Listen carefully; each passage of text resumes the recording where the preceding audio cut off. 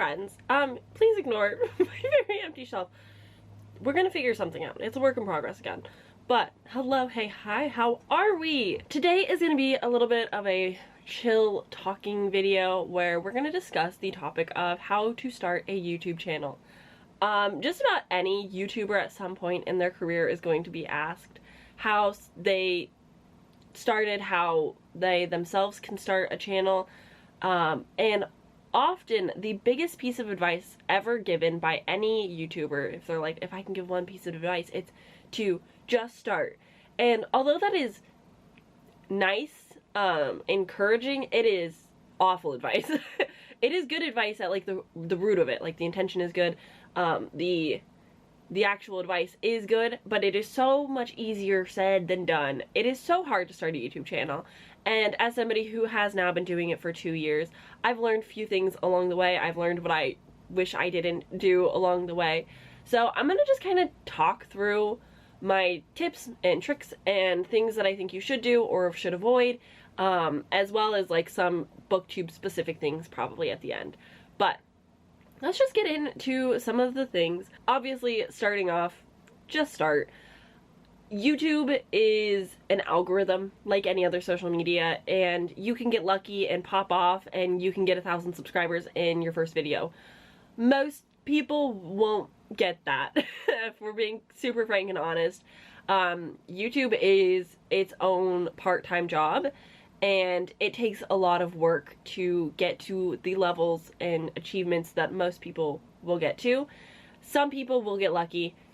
You can go into it and hope that you do, but don't bank on it, basically. When people say just start, I interpret that as start practicing.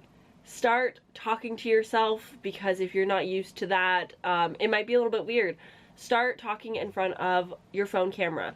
Start talking to yourself in the mirror, whatever's gonna make you comfortable, because sitting down in front of a camera, looking at yourself, making sure you're looking at the lens, making sure you're in focus, making sure your lighting is decent, all of it comes down to practice and getting used to it.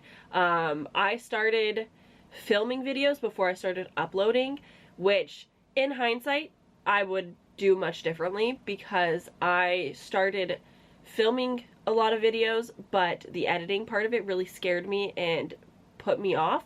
And so once I was ready to edit and publish things, I was uploading almost daily, and the videos weren't super great because they were many months old, and it just like wasn't, I didn't have a style, I didn't know what I was really trying to do, I didn't know what my niche was gonna be, so it was just kind of like a chaotic mess when I started. And in hindsight, like, I wish I was more organized, but it took practice to get to the organization level that I'm at now.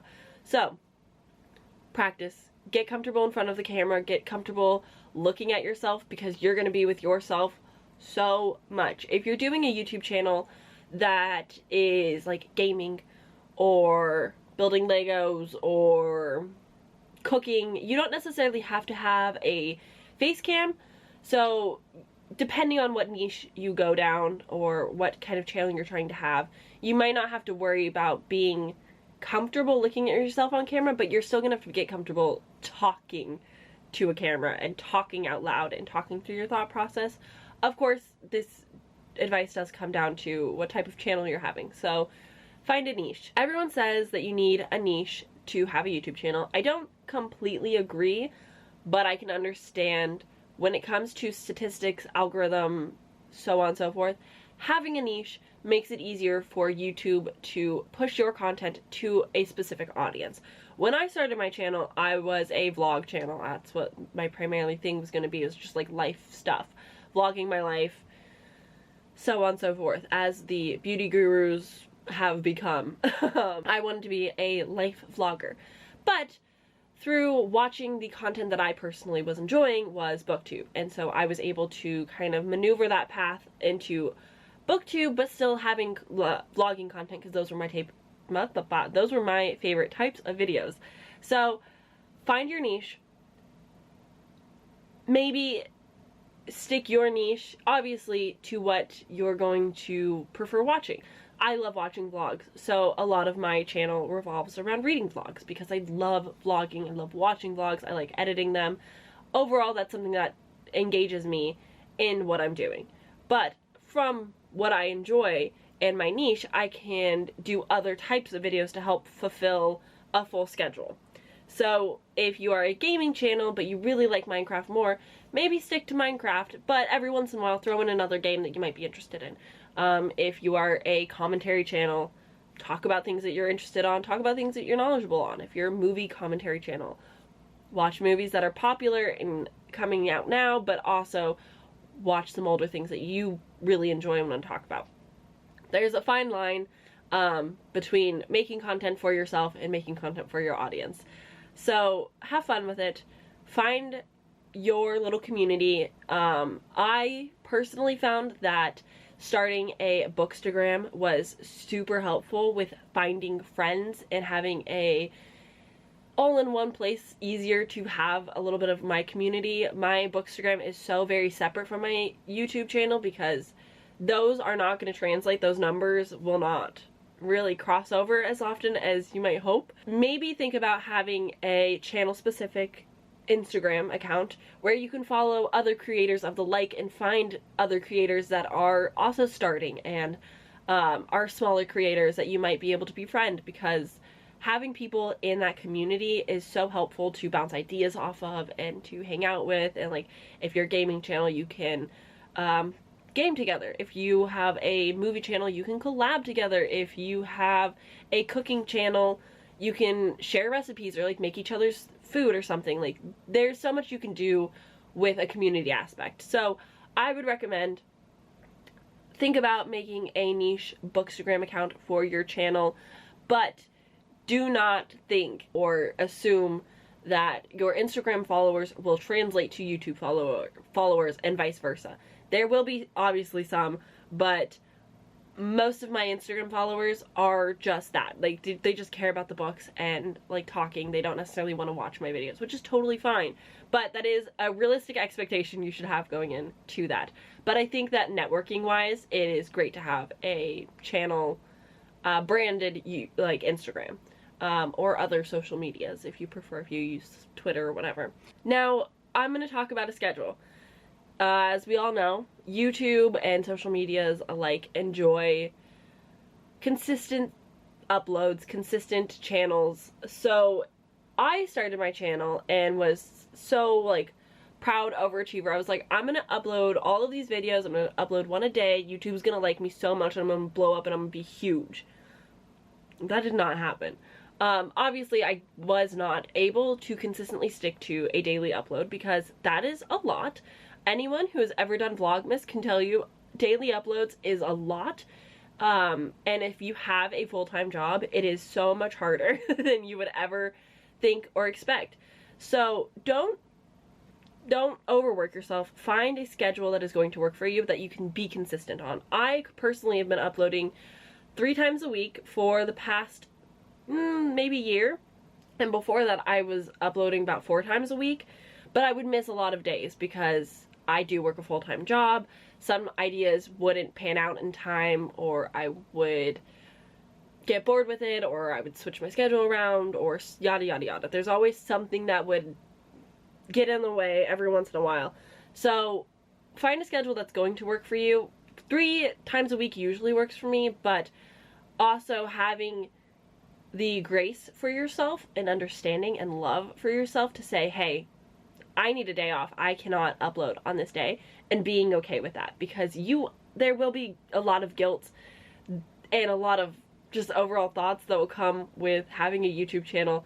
I should be filming at this moment. I should be editing right now instead of doing something else. I should be doing something else for my channel right now other than something off topic. And that guilt will trickle into your life and it will be really annoying, and you have to be kind to yourself and give yourself like that grace and attention and understanding. If something is not working for you, listen to it. If you've been posting once a week and you're not sticking with it, maybe you need to switch your content up around, or you need to take a break, and it is okay to do so. Subscribers are gonna understand. Like, most humans are genuine and understanding of other humans. Yes, there are the outliers that are gonna be maybe upset, but it doesn't matter. You need to take care of yourself first and foremost. So find a schedule that'll work for you that you can be consistent on. Most people would upload, I would say, once or twice a week. That's like the norm. Don't jump into it thinking you can be an everyday YouTuber uploader just yet. It's a lot of commitment and a lot of time. And so yeah, basically find what works for you. The next advice that I've got: do not be afraid to invest. This is a slippery slope, and obviously not everybody will have the means. Investing in your channel is not necessary to succeed, but it will be helpful. Now, if you're like me, you might have the means to buy a nice new camera. I recommend getting a camera when you can, but phone cameras are so good nowadays that it doesn't really matter. I use my phone for half, if not more, of my content just because it is convenient and easy. But also, having a camera is nice, and it does make it feel a little bit more legit and professional and like just a little bit nicer quality. People do like good quality, good lighting. Don't be afraid to invest in your channel if you have the means to do so, because it will help you taking it a little bit more serious. Obviously, if this is just like a side hobby and you don't really care about getting monetized or growing a big community or so on, you don't really need to worry about investing. But if you want to make good quality videos for people to enjoy and you want to hopefully get a larger following in the future, it's going to be helpful if you are putting money into your channel. It's not going to have a return investment anytime soon. It is a little bit difficult to hit that monetization criteria list. So you have to work for it, but invest in good lighting or a camera, invest in some type of editing software. I'm spending so much money on editing, and that is the only reason why I started editing in the first place, is because I made myself drop a lot of money on the Adobe products, and that is the only reason I sat down to finally learn how to edit. YouTube is fantastic. You can find tutorials for any editing software that you use. There's a lot of free softwares that you can use as well, but eventually upgrading. I know Final Cut Pro is a one-time only purchase. Premiere Pro is great, but it is a like subscription-based monthly or yearly purchase. I know that there are other ones, and I know there's a lot of free ones, so find what editing software works for you. I think iMovie is free on any Mac, Apple products. So just find editing software that's going to work for you, but don't be afraid to invest or save up for a new software, because Premiere Pro, for example, is a great editing software. It does everything that you need. Hey, Kyrie! It does everything I need, and it has a lot of storage and can handle that. But I've also built a PC. I've invested a lot of money into this channel, and because of it, I take it more serious. I don't completely... Hey, my cat is being a menace. Anyway, I've invested a lot of money into my channel so that I could be consistent and I could push myself to continue uploading and don't just completely fall off, because I'm paying for an editing software. I'm paying for Canva and for StreamYard so that I can live stream, and those are obviously going to be more expensive for some people and out of complete budget for other people. It's not easy to balance, but don't be afraid to put some money into the channel, because hopefully eventually we will all someday be monetized and able to get a return on our investment. Isn't that the dream? That's the goal. But yeah, it helps if you're spending some of your money within means to support your channel, to kind of give you that push to take it a little bit more serious instead of it just being a fun little side hobby forever. That's that. Do I have other advice for starting a channel? Invest, start, practice, tutorials on YouTube, network with social media. That's kind of like the basics of starting a channel, is just getting comfortable and really just doing it. I know it's annoying advice, but it is at its root good. I think that's all the advice that I have to give. If you have any more questions specific on this topic, let me know in the comments down below and I will happily answer to the best of my abilities.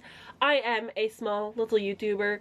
I've only been doing this for 2 years, so I am not the most I'm not the best to give full advice about this topic, but at the same time, I'm still new enough that I am learning and figuring it out and going through it actively, and I remember what it was like starting the channel, and so I think I can give good enough advice. And although I'm not like a massive large channel and I can't tell you how to blow up on YouTube, because that's truly just like down to the algorithm and like luck, but I can give practical advice, which I think is very useful. So yeah, if you have questions, let me know. If not, I hope you enjoyed and gleamed from this, and if you want to start a YouTube channel, I hope that you do. And if you want to start it by letting people know in the comments that you have a channel for them to check out and like what kind of channel it is, go for it. Feel free to promote yourself on this video. But yeah, that's gonna be it. I hope you enjoyed, and I'll see you guys later. Bye!